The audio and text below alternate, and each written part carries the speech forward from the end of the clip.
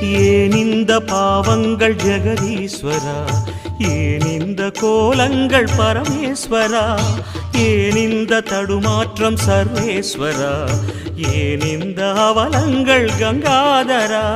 மூன்றாவதாம் உன் கண்ணையே நீர் திறப்பீர் உலகுயவே. ஆதி அறியாமலே வாழ்ந்து வரும் வாழ்விலே ஆசைகளின் ஆட்டமே பாரு. வாழ்க்கையின் சாவியும் ஆழியில் வீழ்ந்ததே, வழி என்பதென்ன இனி கூறு. கைலையில் தாண்டவம் ஆடியது போதுமே, பூமியில் நீ வந்து ஆடு.